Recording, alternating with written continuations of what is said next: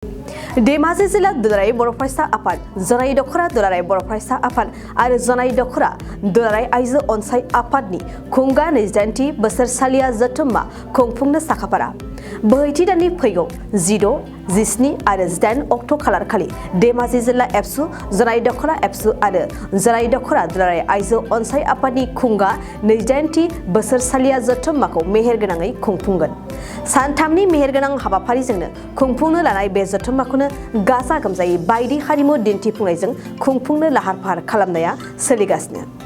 बे जथुम्माखौ जनाय दखरानि सिङाव थानाय एमबि फरायसालिनि फोथाराव खुंफुंगोन। बे समाव आं बेलासि समनि गासिबो गाहाम हामलायनाय जासिबाय। आं गेजेर जनाय दखरा दुलाराय बर' फरायसा आफादनि आं आफादगिरि। बे समाव जोंनि गेजेर जनाय दखरा धेमाजि जिल्लानि सिङाव थानाय जोंनि गेजेर जनाय दखरायाव धेमाजि जिल्ला एबसुनि 28थि बोसोरसालिया जथुम्मा दङ। फैबाय थानाय डिसेम्बर दाननि 16, 17, 18 थारिखआव। लोगोसे बेहाय दखरा एबसुनि डेलिगेट सेसनबो थागोन। लोगोसे आइजो अनसाय आफादनि दखरानि डेलिगेट सेसनबो थागोन। बेहाय सानथामनि हाबाफारि लानानै मोनसे गाजा गोमजायै हाबाफारि मोनसे लादों। बे हाबाफारियाव जोङो अलरेडि रिसेपसन कमिटिबो दाना होखानाय दङ। बे रिसेपसन कमिटिया गोसो होसारनानै बे जा कनफारेन्स बे जथुम्माखौ खुंफुंनो थाखाय लाहार फाहार खालामबाय थादों। अलरेडि नै ओरै पेन्डेलखौबो हा गारनाय माने सोलिबाय थादों। लोगोसेनो मेन पेन्डेलाबो अलरेडि जाबायनो हमना ला। ओरै मेन गेटआबो अलरेडि बानायबाय थादों। ओरै डाइनिं हल जादों आरो जाखिनि माखासे रां रुफा नांगौ बे रां रुफाखौबो आरसि हिसाबै आरो मेन बडि हिसाबै जथेस्थ' खारथिंनानै फैसानि लाहार फाहारखौ खालामबाय थादों।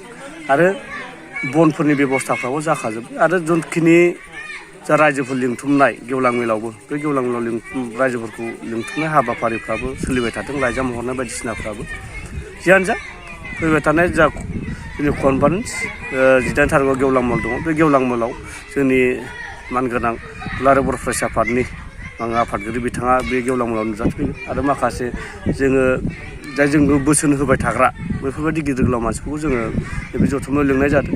आरो जोंना सेमिनारबो दङ आबादारिनि 17 थारिखआव।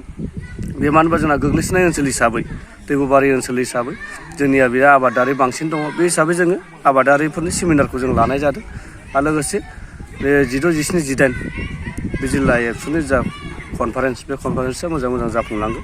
बेखौ आं गेजेर जनाय दखरा दुलाराय बर' फरायसा आफादनि आं आफादगिरि जानानै बेखौ खोथा होबाय। कालसार नाइटआवथ' जों ओरैनो प्रेक्टिकेल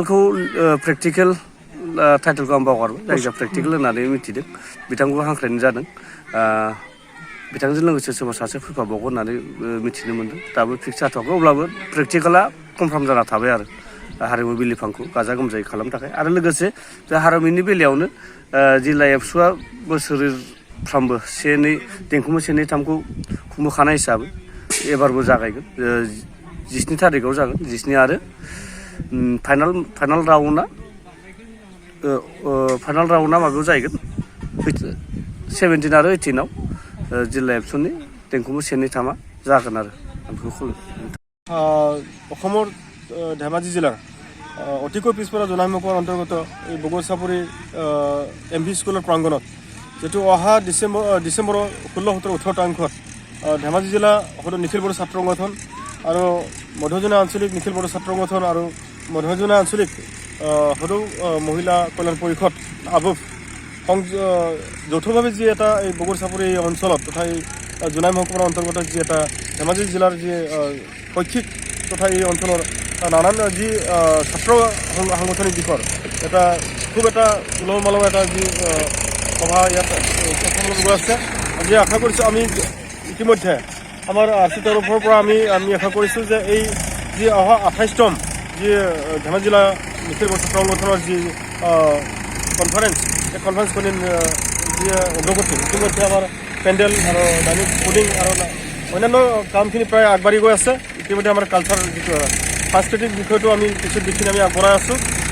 আশা কৰিছোঁ আহি থকা সময়ত যথেষ্ট আমাৰ এই অতিকৈ এই অঞ্চলৰ ধেমাজি তথা জোনাৰ অতিকৈ পিছপৰা এই বগৰচাপৰি এই অঞ্চলত যিহেতু ধেমাজি জিলা নিখিল বড়ো ছাত্ৰ সংগঠন যি এটা পদক্ষেপ লৈছে যে এই অঞ্চলত ছাত্ৰ সংগঠনৰ যি এটা কনফাৰেন্স ইয়াত কনফাৰেন্সৰ দ্বাৰা হদেও এই বড় জাতীয় যি ছাত্ৰৰ যি এটা সুদূৰ ভৱিষ্যতে যি গঠনমূলক চিন্তাধাৰণা ইয়াত যে হ'ব এইখিনি আমাৰ দৃঢ় বিশ্বাস नोंथाङा सानाय सुनाय बेरामनि जेंनायाव गोग्लैदों नामा जुदि नोंथाङा सानाय सुनाय दंब्ला जिंगासिनांगौ गैया चिरां जिल्लानि बेंटल गेट साफागुरियाव दायो एसआइ निउर'थेरापि सेन्टार दंसै बे थेरापि सेन्टाराव नोंथाङा गोरलैयैनो देहानि सानाय सुनायखौ फाहामथाय लानो हागोन बे आथिं सानायानो जाग्रोदों ओमफ्राय जानाया एसे सिगांनिफ्रायनो जाखादों ओमफ्राय बिदिनो गुबुन गुबुन मुलि जाबाबायदों ओमफ्राय हामाखै दिनैनि ट्रिटमेन्टआनो आङो एसे मोजां मोनसिनबाय जेरै सिं सानाय आफादावरि सानाय मोदोम जरा सानाय आइजोफोरनि जेंना खर' सानाय बायदि बेरामखौ फाहामनाय जायो लोगोसेयैनो बे सेन्टाराव थानानै फाहामथाय लानो हानायनिबो सुबिदा खालामदों नोंथांमोनहा एएसआइ निउर'थेरापि सेन्टाराव फाहामथाय लानो गोसो दंब्ला नैबे मबाइल नम्बर 7620160459 नङाब्ला 9476 977 956 आव थोंजों सुलाद लानो हागोन